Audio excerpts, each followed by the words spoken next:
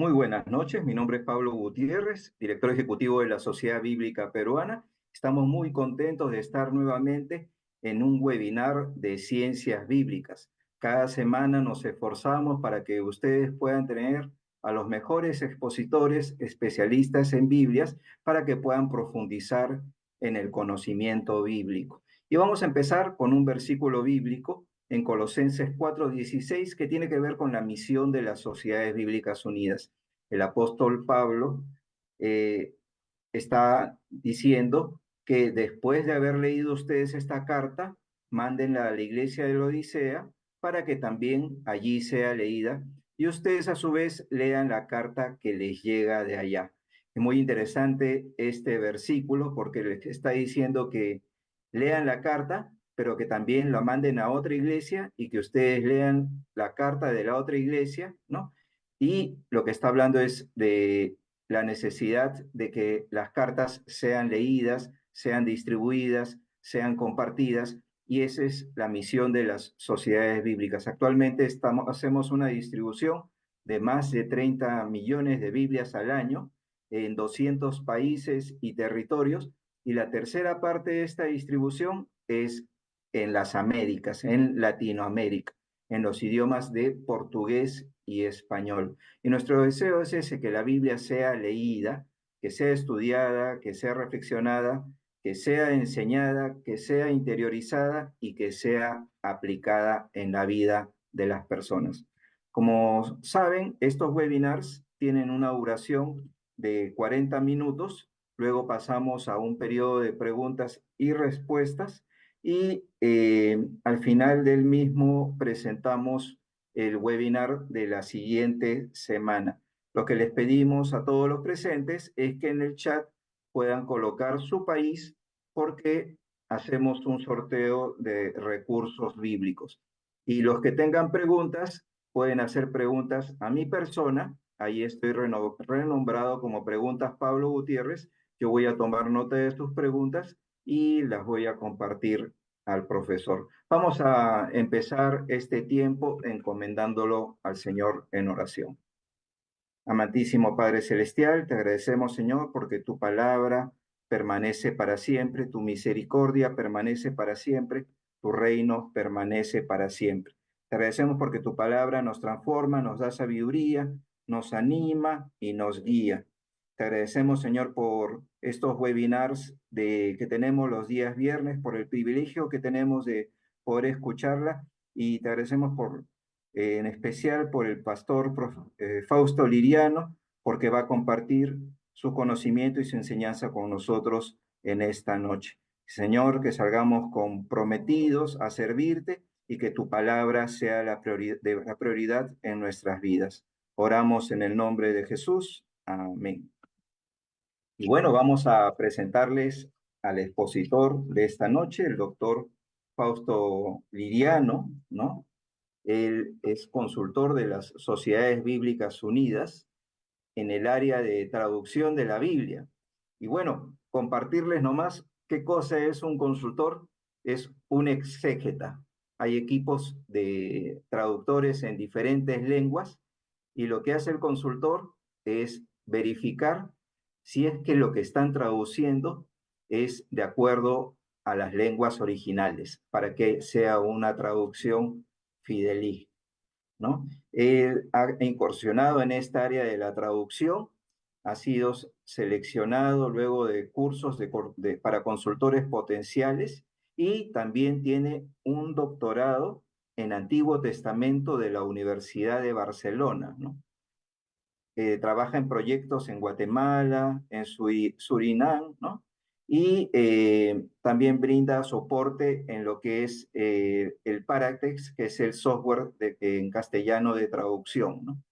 Ha sido pastor durante 17 años en el ministerio El Círculo en Santo Domingo, República Dominicana.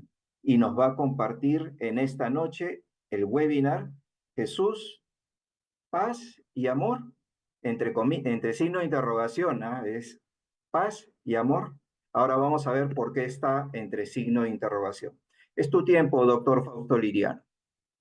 Bueno, muchísimas gracias, Pablo. Gracias a todos los que se han hecho presentes y a tiempo en hora cristiana.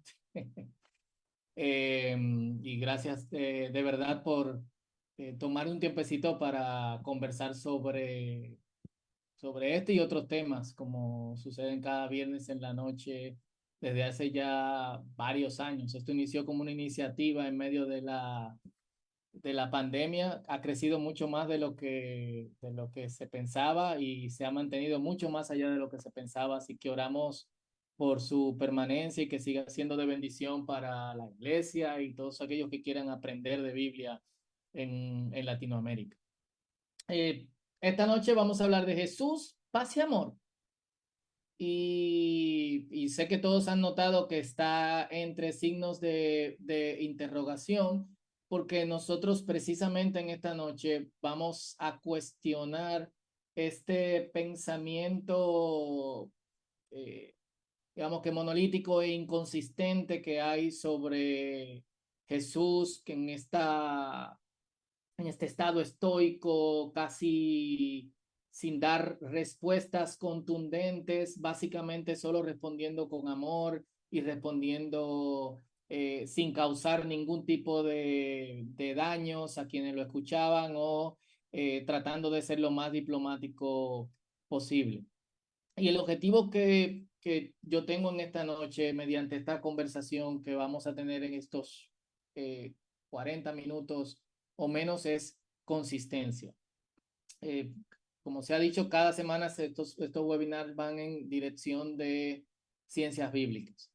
Y aunque quizás nosotros no vamos a profundizar tanto en algunos aspectos que tienen que ver con o que se inclinan específicamente hacia ciencias bíblicas, creo que vamos a dar un contexto importante para todos aquellos que estudian la palabra de Dios, la Biblia, y que también aman la palabra de Dios, la Biblia, o las escrituras como también nosotros solemos llamarle. Y, y es importante el asunto de la consistencia porque cuando hablamos de la Biblia no hablamos de un solo libro, sino que hablamos de un conjunto de libros. Y al hablar de ese conjunto de libros, está estructurado en dos partes. Una parte es Antiguo Testamento, de la que se anunció que es mi especialidad, y otra parte es Nuevo Testamento. Y básicamente en esta noche vamos en dos direcciones. Una hacia una apologética de la Biblia y su continuidad desde el Primer Testamento hacia el Segundo Testamento, lo que se conoce como Antiguo y Nuevo Testamento, y una consistencia hacia cómo nosotros miramos a, a Dios. Durante mucho tiempo nosotros hemos tenido o hemos estado en medio de una batalla irrisoria entre dos partes de la Biblia, la parte vieja o la parte antigua, que lamentablemente el nombre no ayuda mucho, y la parte nueva, un nuevo pacto, un nuevo testamento. Aunque ustedes no lo crean, esto influencia en la forma en que las personas se acercan a las escrituras e influencia la forma también en que la gente lee la palabra de Dios. Si hacemos una pequeña encuesta, nos vamos a dar cuenta que las personas leen mucho más el Nuevo Testamento que el Antiguo Testamento. Está bien. Y al mismo tiempo, vamos a ver también que hay muchas más prédicas del Nuevo Testamento que del Antiguo Testamento. De hecho, si pueden tomarse un minuto y pensar, probablemente se van a dar cuenta, y vamos a hacer este ejercicio, que hay algunos libros del Antiguo Testamento de los cuales ustedes nunca han escuchado una prédica o un estudio. Hagamos ese pequeño ejercicio, 30 segundos, y en el chat pongan algún libro del cual usted nunca ha escuchado un sermón o ha visto un estudio bíblico. Empezar los 30 segundos en 3, 2, 1. Abdías, Números, Ageo, Sofonías, Abdías otra vez, Sofonías, Ageo, Cantares, Lamentaciones, Sofonías, Abdías va ganando la batalla, Miqueas, Ageo, Números, Judas, Ageo, Joel, Ageo, Nahum, y y seguimos. Pero al mismo tiempo también esta lectura polarizada de de la Biblia nos lleva también a una imagen diferente de Dios. Esto es un Dios malo y desgraciado, que es el Dios del Antiguo Testamento, y un Dios bueno, influenciado por Jesucristo, que es el Dios de el Nuevo, el Nuevo Testamento. Ese Dios que es aplacado por la bondad, la paz y el amor de Jesús. Usando un meme que se ha hecho muy popular estos últimos días, eh, así más o menos nosotros vemos las dos cosas, el Antiguo Testamento oscuro, con un Dios iracundo, monstruoso, y el Nuevo Testamento toda felicidad, con un Jesús que nos enseña toda la gracia, la paz y el amor sin límites de Dios.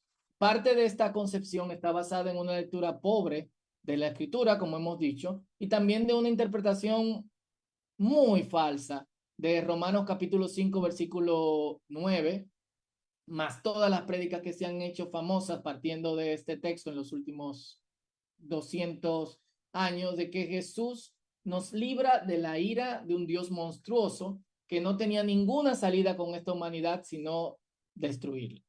El versículo en cuestión, que es Romanos capítulo 5 versículo 9, dice, pues mucho más, estando ya justificados en su sangre, por él seremos salvos de la ira.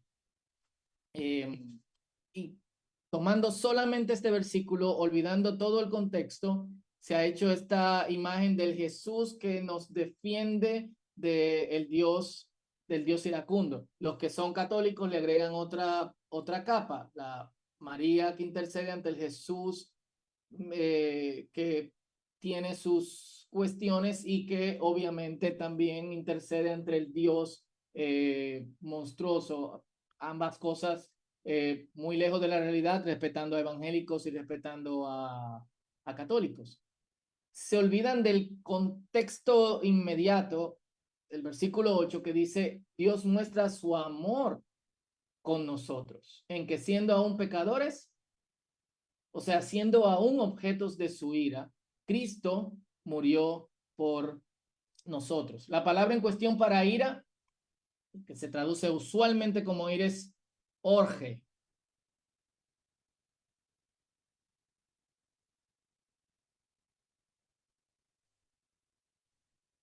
Pero aquí hay un problemita semántico, y es que si observamos todos los versículos bíblicos en donde orge aparece como la palabra traducida en algunas versiones como ira, nos vamos a dar cuenta que tiene una mayor conexión con castigo, que es el elemento semántico en enfoque, es decir, es la palabra que en español tendría la mayor carga de significado. Obviamente hay una implicación de la ira de Dios a causa de el mal, pero esta orge, esta ira que castigo, tiene obviamente una respuesta humana. Y la respuesta humana puede ser arrepentimiento o puede ser rebeldía. Cualquiera que sean tus respuestas, en cualquiera de los dos testamentos, puede influenciar de si hay castigo o no sobre tu vida. Por lo tanto, en muchas ocasiones es posible traducirlo como Dios, al estar enojado, nos castiga, o Dios, a pesar de estar enojados, no nos castiga.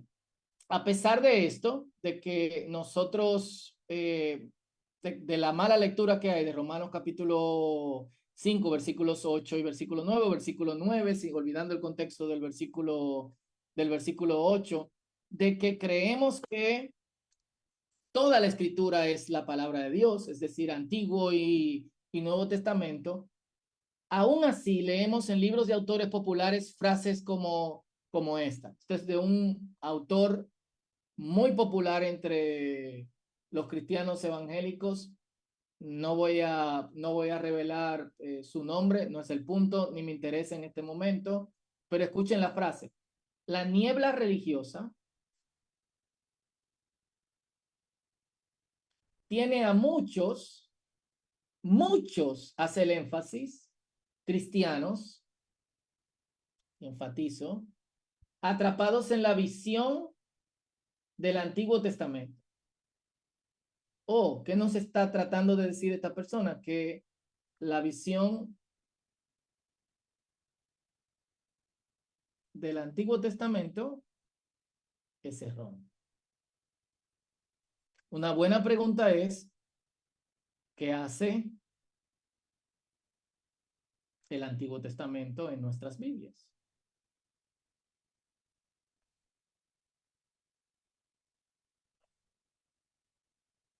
Pero creo que quizás no tengamos tiempo para responder esta pregunta, o quizás la respondamos al finalizar el webinar. Atrapados en la visión del Antiguo Testamento de sus corazones, y son ciegos a la enseñanza del Nuevo Testamento, de que Dios nos da un corazón nuevo. Respetando mucho el autor y sin ánimos no voy a revelar su nombre, quizás algunos de ustedes lo leen, y sin ánimos de en ninguna manera y respetarlo o de rebajar su calidad como creyente o como teólogo, yo le haría una pregunta si estuviésemos de frente. ¿De qué parte de la escritura es este versículo bíblico? Y les daré un corazón y un espíritu nuevo, pondré dentro de ellos y quitaré el corazón les daré un corazón y un espíritu nuevo pondré dentro de ellos y quitaré el corazón de piedra de en medio de su carne y les daré un corazón de carne. Ezequiel 11:19. ¿De qué sección de la Biblia es Ezequiel? Del Antiguo Testamento. Precisamente la parte donde él dice que obviamente tiene una visión fallida de Dios. En base a esto se da una imagen de Jesús, el tipo cool, todo amor, nunca confrontador, el que estamos acostumbrados a ver continuamente, un tipo estoico que no muestra ningún tipo de emociones fuertes, pero como dice Peter Kreeft en una frase que parafraseo, dice, tipo agradable, cool. Nadie crucifica a gente cool. Y es precisamente a este punto al que yo quiero que lleguemos en esta noche por un pequeño recorrido de una sección específica de las Escrituras. Podríamos hacer un recorrido por todas las Escrituras, pero eso obviamente nos va, a pesar de que nos ayudaría con el malentendido histórico, nos tomaría un seminario de varios días. Así que quiero solamente tomar una muestra de la Biblia, precisamente del Nuevo Testamento, desde Apocalipsis. Y la imagen que se da de Jesús en Apocalipsis va de león a cordero a guerrero, en la forma en que el imaginario apocalíptico, y digo imaginario de imagen, no de ilusión, esa es la forma en que nos hace ver el balance entre gracia e ira, entre amor y recepción. Quiero usar precisamente los capítulos 2 y 3 para que veamos el contraste entre ambas cosas, el contraste entre gracia e ira en el mismo Jesús y el contraste entre amor, recepción y, por otro lado, confrontación y rechazo en el mismo Jesús. Y el título lo tomé como una pregunta por el mismo hecho de que se contrapone dentro de la misma Trinidad a dos figuras importantes, el Padre y el Hijo, uno mostrando toda la ira y el otro solamente mostrando amor, otro mostrando violencia y guerra. De hecho, cantamos muchas veces varón de guerra es Jehová, y otro mostrando paz y no violencia. pero nada puede estar más lejos de la verdad. Si creemos en la Trinidad como una unidad, si creemos en la divinidad de Jesús, entonces tiene que tener en él mismo todos los atributos de Dios. Y quiero tomar los capítulos 2 y 3 que básicamente se enfocan en las cartas a las iglesias. Estas iglesias representan a toda la iglesia a través de la historia, incluyendo nuestros tiempos. Algunos sostienen la falsa interpretación de que representan diferentes épocas de la iglesia. Esto, quiero aclararlo desde el principio, es falso. De hecho, quienes tienen esta interpretación entienden, y voy a poner aquí falsa interpretación, entienden que vivimos en la época de la Odisea. No la Odisea, eso es otra cosa, sino de la Odisea. Falso. Lo que estas iglesias sí representan en sus particularidades son situaciones comunes entre los discípulos de Cristo en todo el mundo y en todos los tiempos. Si tuviésemos la oportunidad de viajar a diferentes partes del mundo, nos vamos a dar cuenta que en algunas partes la iglesia se parece a la Odisea, en otras partes la iglesia es más como Éfeso, en otras partes la iglesia es más como Sardis. Si pensamos en nuestra propia vivencia como creyentes, para los que son creyentes y están entre nosotros, nos vamos a dar cuenta que hay momentos en que nos sentimos como Éfeso. Tengo contra ti que has perdido el primer amor. Y hay momentos en que nos sentimos como Tiatira, y hay momentos en que nos sentimos como Sardis o como nos sentimos como Filadelfia. Y por esta razón, prestarle atención nos ayuda a ajustar nuestra propia vida a la voluntad de Jesús para nosotros. Las cartas están dirigidas específicamente al responsable de la iglesia, a los responsables de la iglesia, que el libro llama ángel. No debe confundirse con los seres espirituales que sirven como mensajeros de Dios. Tenemos que recordar que en Apocalipsis hay una carga imaginaria importante. Por ejemplo, lámparas son candeleros, las lámparas candeleros, perdón, son iglesias, las bestias son gobiernos, y en esa misma dirección ángeles son pastores de las iglesias, que al mismo tiempo son representadas como estrellas en la mano de Jesús. Estas iglesias comparten virtudes y errores, y aunque por el tiempo no vamos a poder leer cada uno de las misivas enviadas a las iglesias, sí me gustaría que veamos estos errores y virtudes. Éfeso, su virtud: trabaja duro, es implacable con los malos, es perseverante. Su error: perdió el primer amor. Esmirna, virtud: su compromiso y fidelidad al Señor es fuerte. Error: ninguno. Aunque no lo creamos, ningún error. Pérgamo, su virtud: muy fiel, no renegó su fe. Error: falta de conocimiento bíblico, y a causa de su falta de conocimiento bíblico, obviamente tolera el pecado. Tiatira, virtud: amorosa, constante, tiene fe, ha mejorado. Error: falta de conocimiento bíblico y tolerancia de pecados aberrantes. Sardis, virtud: no tiene ninguna, a pesar de que hay unos cuantos creyentes que son fieles. Aquí tenemos que hacer una acotación. Cuando se refiere a las iglesias de estas ciudades, no se refiere a una locación, es decir, a un templo en donde se reúnen creyentes, sino que se refiere a todos los creyentes, dependiendo de donde se reúnan, que viven en esta ciudad. Por la estructura de la ciudad y por el tiempo en que se escribió Apocalipsis, lo más probable es que se hayan reunido en casas. Algunas veces se reunían en baños saunas, se reunían en los gimnasios, aunque usted no lo crea.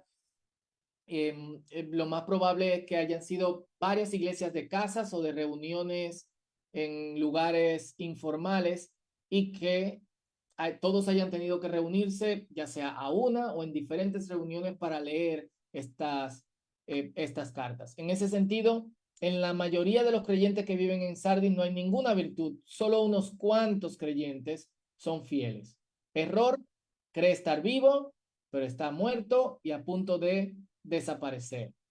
Filadelfia, su virtud, escucha y hace caso de la palabra, es constante, a pesar de ser débil, no ha negado el nombre de Cristo. Error, aunque usted no lo crea, ninguno. La Odisea, virtud, ninguna. Error, es tibio y carece de visión. En todas esas congregaciones se le llama la atención a la persona que se ha puesto como ángel de la iglesia en esa ciudad para que de alguna u otra manera pueda darle el aviso al resto de los creyentes. Y una exploración cuidadosa nos dirá que el mensaje principal a las iglesias es sobre su condición presente.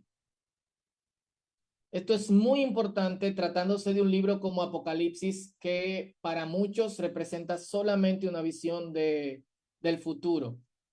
En ningún momento se le habla sobre cuestiones escatológicas que tienen que tener una conexión con cómo viven en ese tiempo en específico. Sí se le dice con respecto a lo escatológico, o sea, parte del mensaje escatológico y central es, tienen que vencer, es decir, tienen que perseverar hasta el fin. Ese mensaje se confirma en todas las iglesias y aquí conectamos con Jesús, paz y amor. Nos dan una imagen de Cristo que usualmente no nos viene a la mente, no la imaginamos, hacemos cortocircuito cuando lo vemos. Ejemplos. Apocalipsis 2, 5 al 6.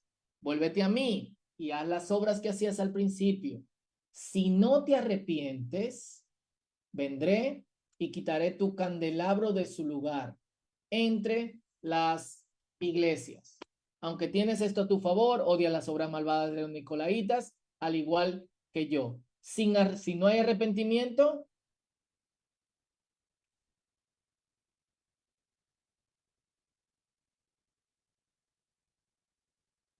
hay consecuencias.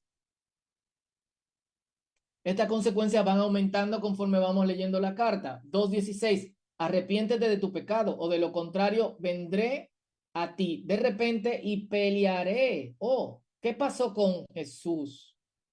Peace and love. Pelearé contra ellos con la espada de mi boca. Obviamente dirás, es la palabra, pero al mismo tiempo está hablando de una confrontación, de Jesús confrontando a una iglesia, a un grupo de creyentes que no está siendo responsable. Apocalipsis 2, 21 al 23. Le di tiempo para que se arrepintiera. Se refiere a una señora llamada, que tiene el espíritu de Jezabel en esta ciudad, pero ella no quiere abandonar su inmoralidad. Por tanto, la arrojaré en una cama de sufrimiento. Oh, pero esas no son cosas del Antiguo Testamento.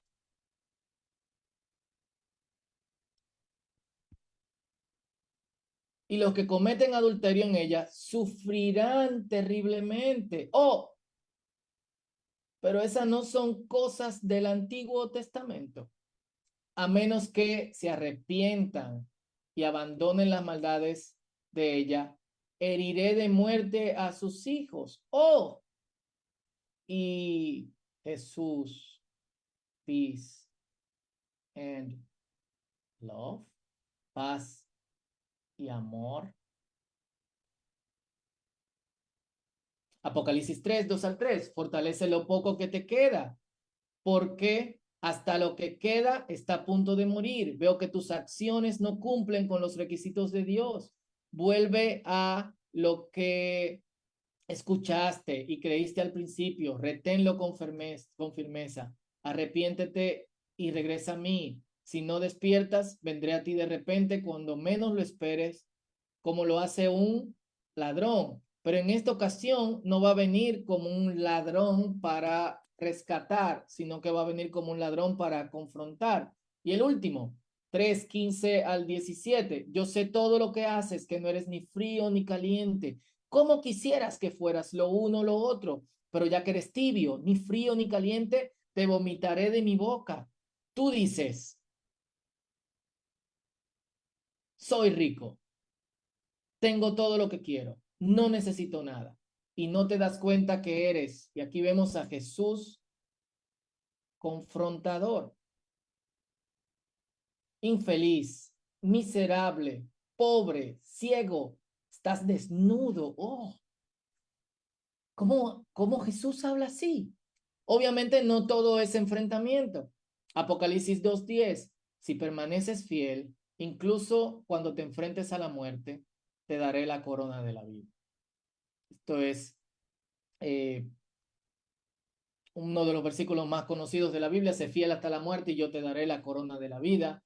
3:10 al 11, dado que has obedecido mi mandato de perseverar, yo te protegeré del gran tiempo de prueba que vendrá sobre el mundo entero para probar a los que pertenecen a este mundo. Yo vengo pronto, aférrate a lo que tienes para que ninguno te quite tu corona. Si leemos cuidadosamente en cada una de estas porciones que hemos elegido, y les invito luego a leer 2 y 3, vemos una actitud de Jesús poco abordada desde los púlpitos. Vemos una actitud de Jesús un poquito más cercana a lo que algunos consideran es la única virtud del Dios del Antiguo Testamento. Es confrontador, es de hecho alguien que le pone acción a el orgé, la ira, el castigo. Y de hecho, en nuestras lecturas también solemos obviar versículos como este.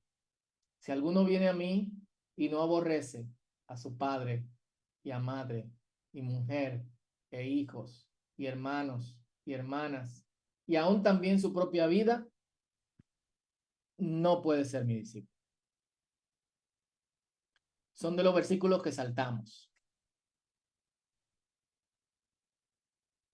Obviamente podemos darle la vuelta que queramos, y que dice: si alguno viene a mí, como dicen algunas versiones, y no me ama más que a su padre, y su madre, y su mujer, y sus hijos, y sus hermanas. O darle otra vuelta: si alguno viene a mí y considera a su padre, a su madre, a su mujer y a sus hijos más que yo, no puede ser mi discípulo. Como quiera que lo pongas, Jesús nos está pidiendo exclusividad. Y la exclusividad nos va a poner a nosotros frente a otra cosa que dice Jesús al inicio de su ministerio y hacia los que le siguen. Ustedes piensan que yo he venido para traer paz. No, yo he venido para traer espada, para traer confrontación entre padres e hijos, hijos y padres, madres e hijas, hermanos, esposos, esposas. Y tiene que ver con esto. En el momento en que la luz penetra,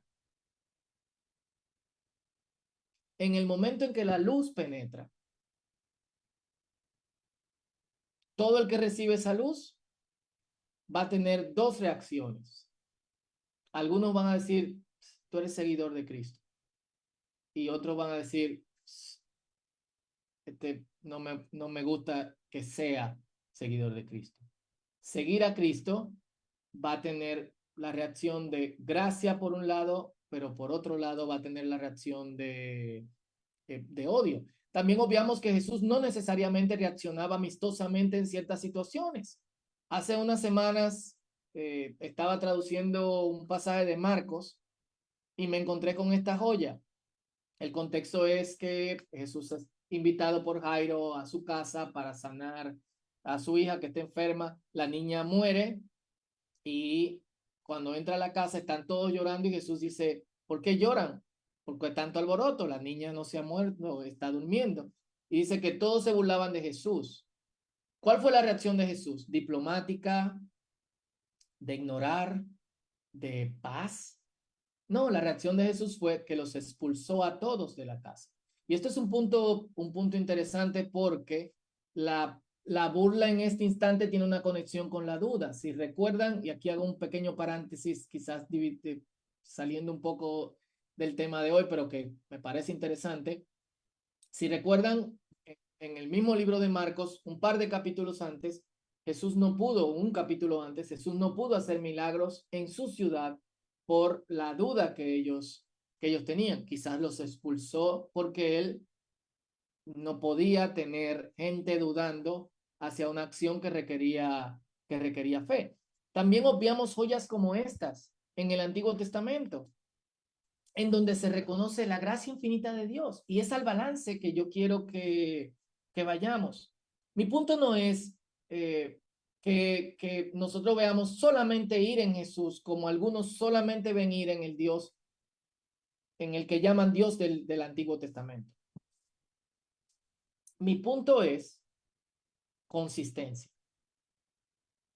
Eso fue lo que desde que empezamos esta noche, creo que fue la primera cosa que acentuamos. Consistencia. ¿Consistencia qué? Consistencia con las escrituras, de principio al fin. Consistencia también con la imagen que nosotros tenemos de Dios. De la misma forma como la imagen de Jesús, solo paz y amor, es inconsistente a totalidad con Jesús. Es decir, Jesús actuó con paz y amor en muchísimas ocasiones. Y eso nos llama la atención, especialmente nosotros sabiendo que los que somos creyentes hemos recibido gracia incluso cuando debimos recibir la ira de Dios. Pero también Jesús es confrontador cuando necesita ser. De la misma forma, Dios que vemos revelado en el Antiguo Testamento no solamente somete a la gente a su castigo, sino también muestra su gracia. Primera de Samuel 24, de hecho, segunda de Samuel 24:14. A David se le ponen tres opciones y estas tres opciones van desde plaga, ser castigado por su enemigo o estar en las manos de Dios. Y esta es la respuesta de David. Ahora bien, es preferible que caigamos en las manos del Señor, pues su bondad es muy grande. Literalmente, su misericordia no acaba. Oh, ¿y qué pasó con Dios? Y aquí podemos hacerlo a modo de pregunta, así como hemos hecho a modo de pregunta Jesús, paz y amor. Dios, ira y violencia. Vamos a observar en el Antiguo Testamento que todo el que conoce a Dios sabe que la máxima expresión de Dios se revela en dos formas: amor y gracia. Dios no cambia. Malaquías 3:6, porque yo el Señor no cambio. Hebreos 13:8, Jesucristo es el mismo ayer y hoy y por los siglos. Recordando que Hebreos hace un recorrido desde las escrituras de la Torá y el resto del Antiguo Testamento hacia la revelación de Jesús. Santiago 1:17 dice, toda buena dádiva, todo don perfecto descienden de lo alto, del Padre de las luces, en quien no hay cambio ni sombra de variación. Les recuerdo algo sobre Hebreos y Santiago. Su Biblia era solo el Antiguo Testamento.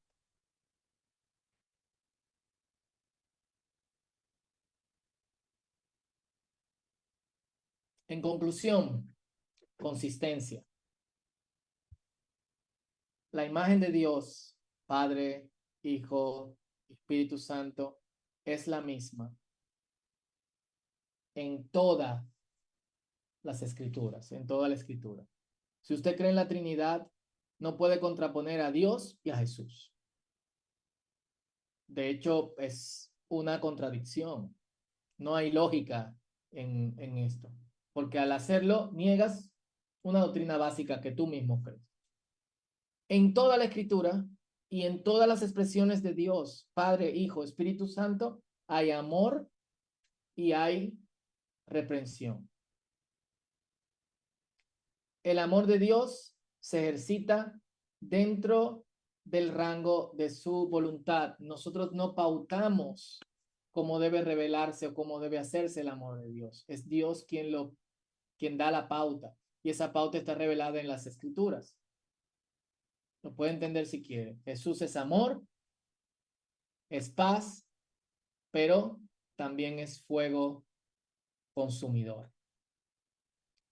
Creo que ver a Jesús solamente desde el aspecto gracia, desde el aspecto amor, desde el aspecto paz, nos da un desbalance de no solamente de la imagen de Jesús y de la imagen de Dios y de la lectura que tenemos de las escrituras y de cómo nosotros nos acercamos a lo que yo soy creyente, consideramos las sagradas escrituras, sino que también trae un desbalance de lo que es ser creyente, de lo que es recibir la gracia de Dios. Como decía el famoso teólogo alemán Dietrich Bonhoeffer, la gracia barata es la gracia sin discipulado, sin la cruz. En otra parte del costo del discipulado, que es de donde he tomado esta frase, sin sufrimiento, la gracia sin Jesucristo vivo y encarnado. Jesús es paz y amor, por supuesto. Nunca hubiese tenido tanta paz en mi vida si no me hubiese acercado personalmente a Jesús. Nunca hubiese entendido el amor si el Señor no me hubiese amado. Pero también Jesús requiere consistencia del creyente. Y aquí es un punto importante. La gracia bíblica no soporta, lo voy a poner así, la sinvergüencería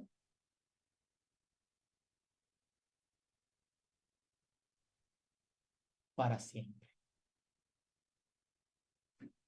Jesús, paz y amor, pero también confrontador, también celoso, que es el mismo atributo de Dios desde siempre, con el nuevo pacto que ha hecho con quienes creen en Él, con quienes deciden ser sus discípulos. Consistencia. Dios le bendiga.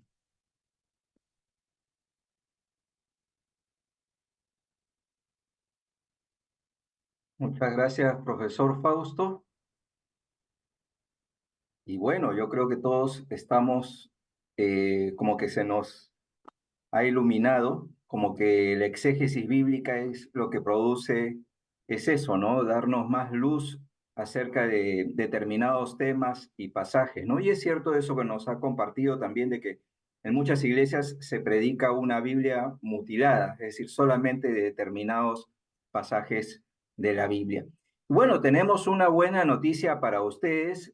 Por favor, Ronald, si puedes proyectar. Nos han pedido un diplomado de ética bíblica y dignidad humana. ¿Qué tal nombre, no? Hemos estado desarrollando diplomados de Antiguo Testamento, Nuevo Testamento, ciencias bíblicas, predicación, pero es la primera vez que vamos a realizar un diplomado de ética bíblica y de dignidad humana.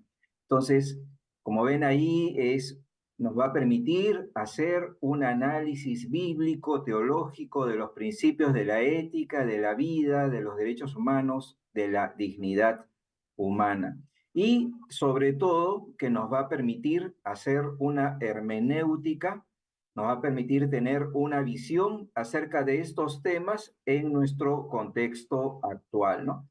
Duran 4 meses, es la modalidad sincrónica, asincrónica, La fecha de inicio es el 2 de abril, seguimos bajando y tiene 4 ejes temáticos que son los módulos generales en los cuales se va a desarrollar, que es Biblia y vida, familia, sociedad y aldea global, ¿no? Y cada módulo tiene a su vez 2 módulos, es decir, en la práctica se va a estar desarrollando 8 grandes temas. Así que los invitamos desde ya, no esperar hasta el último para inscribirse en estos diplomados. Una de las características de los diplomados es su nivel de enseñanza, ¿no? Y bueno, hay que aprovecharlo porque todos tenemos en nuestro corazón el deseo de crecer en el conocimiento bíblico. Y vamos ahora a la parte de las preguntas, ¿no? Ya empezaron a llegar las preguntas. Y la primera pregunta, doctor Fausto, es, ¿qué les puede decir a aquellos que argumentan que son 2 dioses diferentes, el del Antiguo Testamento y del Nuevo Testamento? Un Dios de juicio, de ira, y otro de amor, de misericordia. ¿Es un Dios de ira y es otro Dios de misericordia? ¿Cómo es? Al menos que seamos politeístas, creo que el Dios de la Biblia es consistente con su persona y es lo que creo que la mayoría de creyentes cristianos cree, al menos, o profesa al menos desde sus puntos doctrinales. Lamentablemente no siempre llevamos esto a la práctica y creo que es la invitación que necesitamos hacer. Si creemos que Dios es el mismo, si la misma escritura nos afirma que es el mismo Dios, entonces, ¿cómo podemos asegurarnos y cómo podemos hacer esto más consistente? Eso nos va a llevar a una lectura completa de la Biblia, que creo que es lo que nos hace falta. Y si hay pastores, veo que algunos pastores están aquí en medio de nosotros, o líderes, o gente que tiene estudios bíblicos informales en su casa, predique de toda la Biblia, haga estudio de toda la escritura.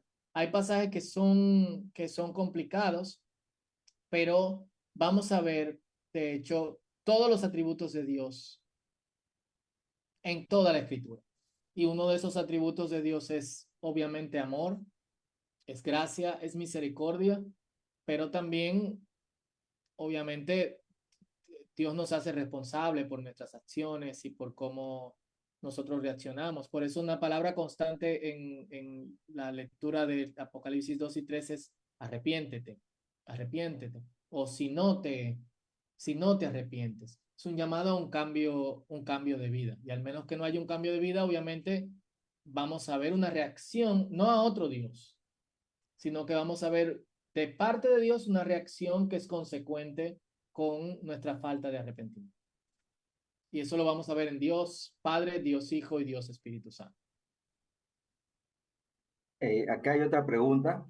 ¿Cómo podemos entender la denominación que se hace Jesús también en el Antiguo Testamento de admirable, consejero, príncipe de paz? Oh. Y yo creo que aparte de, o sea, no sé si lo pone en contraposición a lo que estábamos hablando como príncipe de paz. Creo que como príncipe de paz, y obviamente es un pasaje altamente, altamente discutido, especialmente los que han estudiado un poco el Antiguo Testamento, especialmente en cómo debería dividirse eh, la, cómo deberían dividirse estos nombres. Resultarían 4 nombres, 3 nombres, 6 nombres, a causa de, obviamente, la acentuación en el texto masorético. En ninguna manera se está negando en lo que estamos hablando que Jesús promueve la paz. Y de hecho, una de las grandes cosas que Jesús promueve es que nos muestra que nosotros podemos vivir en paz con Dios. Y eso es lo que lo hace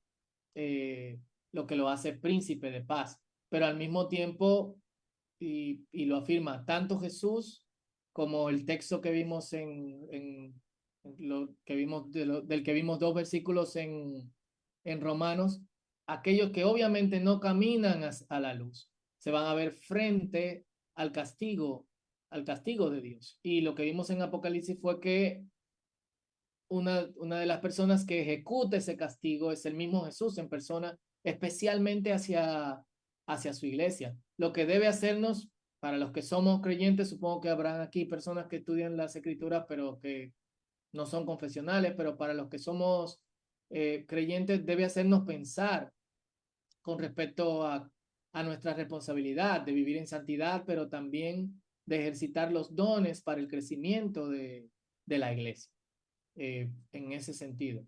Y esto es lo que trae Shalom, plenitud, paz, el sentido de bienestar total que viene con la reconciliación con Dios.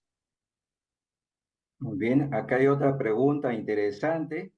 Dice que en muchas iglesias se predica solo del amor de Dios y en otras se predica acerca de la ira, acerca de la condenación en un contexto apocalíptico. ¿Cómo debe ser el mensaje en la iglesia contemporánea?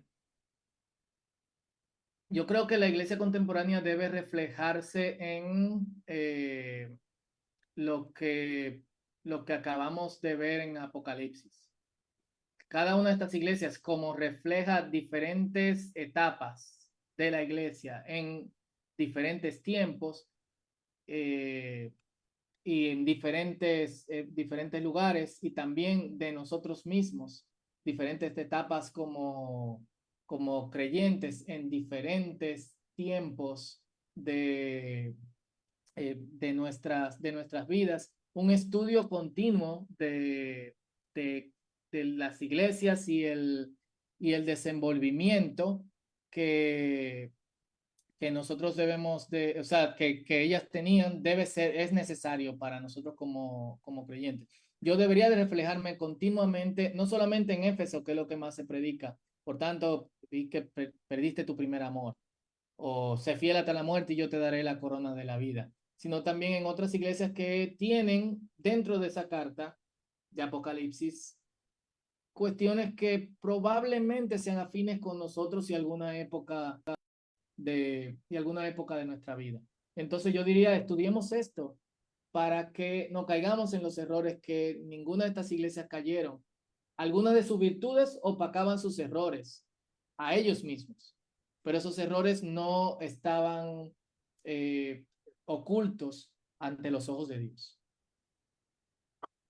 Y bueno, la última pregunta que tiene que ver con el propósito de la Biblia, que es aplicarlo a nuestra vida práctica, a Ujú. nuestro día a día. Y están preguntando, ¿cómo podemos aplicar estas enseñanzas a nuestra vida para no caer en extremos de bondad, en otros extremos de juicio y egoísmo? Es decir, cómo aplicamos estas enseñanzas para poder llevar una vida plena. Muy buena pregunta. Yo creo que nosotros estamos llamados como creyentes a hacer un equilibrio entre el amor y la confrontación. De hecho, en la misma carta de los apóstoles se nos recomienda, si algún hermano está en falta, confróntenlo, pero háganlo con amor, pensando en ustedes mismos. No vaya a ser que ustedes mismos caigan en tentación. Creo que este balance de Jesús, que no es solamente paz y amor, sino es que confrontador y celoso de su iglesia, de su gente, nos indica también algo que debe aparecer en nosotros, porque realmente a quien Jesús le está pidiendo cuentas es a alguien que es parte de la misma iglesia. Y en ese sentido, no solo los pastores, sino yo como creyentes, que estar abierto a la confesión y a la confrontación de otros hermanos que quieran encaminarme con amor, pero también confrontar en amor a otros hermanos. Como iglesia, creo que algo que nos brinde el amor y la paz es a estar abierto a la confesión y a la confrontación, a ser transparentes, a ser vulnerables. con sentido de las Escrituras, debemos leer toda la Biblia. Creo que Dios es consistente desde Génesis 1, capítulo 1, hasta el último versículo de Apocalipsis 22. Y tenemos que entender que el Padre nos ama, Jesús nos ama, el Espíritu Santo nos ama. El Padre busca nuestra paz, Jesús busca nuestra paz, el Espíritu Santo busca nuestra paz. Pero también el Padre quiere que nosotros seamos perfectos. Jesús quiere que nosotros seamos perfectos como el Padre que está en los cielos. Y el Espíritu Santo nos encamina hacia esa perfección. Y vamos a dar cuenta de esto. Bueno, muchas gracias, doctor Fausto Liriano. Realmente hemos salido bendecidos en esta noche y lo invitamos a que próximamente pueda también acompañarnos en un nuevo webinar. Con gusto. Ronald, es tu tiempo. Muchas gracias, Pablo. Bueno, comunicarles que el día de hoy hemos tenido muchos ganadores, así que, por favor, atentos al recurso bíblico que ha ganado en cada país y se puede acercar a la Sociedad Bíblica el día lunes, llamarlos y decirles que han ganado un recurso bíblico. Por Perú está Judith Flores, por Ecuador está Rodrigo Porras Oliva, por Guatemala está Andrés Mendoza, por Colombia está Yeseni Enes, por Bolivia está Aida Morón, por México María del Carmen Vilchis, por República Dominicana Joel Montero y por Paraguay José Postal. Entonces son los ganadores de este recurso bíblico. Los animamos que llamen el día lunes a la Sociedad Bíblica de cada país. Muy bien, quiero compartir también el próximo webinar que se viene. Tenemos un expositor que es de Brasil y trae el tema Dios tiene un cuerpo, la dimensión somática en la Biblia. Es el profesor Guilherme Ribeiro. Va a ser el viernes 23 de febrero y se van a conectar en el mismo horario que ustedes saben habitualmente estar en estos webinars. Así que los animamos a poder compartir con otros amigos, hermanos, compartir en sus estados de WhatsApp, en Facebook, estas enseñanzas para que otras personas también puedan ser parte de estos webinars. Así que la próxima semana, hermanos, tenemos una cita el viernes 23 con el tema Dios tiene un cuerpo, la dimensión somática en la Biblia. Muy bien, con esto vamos a despedirnos y vamos a orar y dar gracias a Dios por todo este momento que hemos compartido juntos. Padre amado, gracias una vez más por permitir que tu palabra llegue a muchas personas, que este mensaje sea sembrado en la vida de cada uno de los que escucharon. Señor, que tu carácter se vea reflejado en cada uno de nosotros y poder entender, Señor, cómo está presente a través de las Escrituras ese carácter que tú demuestras, Señor. Eres un Dios de amor, pero también eres un Dios también de paz, Señor. Gracias porque eres ese Dios que nos cubre, que está ahí presente y que nos enseña y nos moldea. Bendigo la vida del profesor Fausto, que compartió el día de hoy este tema importante. Y bueno, esperamos la próxima semana volver a conectarnos y que sea también de bendición para otros hermanos. Te agradecemos y bendecimos tu santo nombre, el nombre de Jesús. Amén y amén. Muy bien, queridos hermanos, agradecemos que hayan participado con nosotros y les voy a pedir que puedan prender sus cámaras y puedan también abrir sus micrófonos para que puedan saludar al profesor. Bendiciones y nos vemos el próximo viernes. Profesor Fausto, tremenda conferencia. Dios le bendiga. Gracias, Dios los bendiga. Muchísimas gracias. Dios le bendiga. Gracias. Dios los bendiga, hermanos. Gracias. Muchas gracias, profesor. Muchas gracias.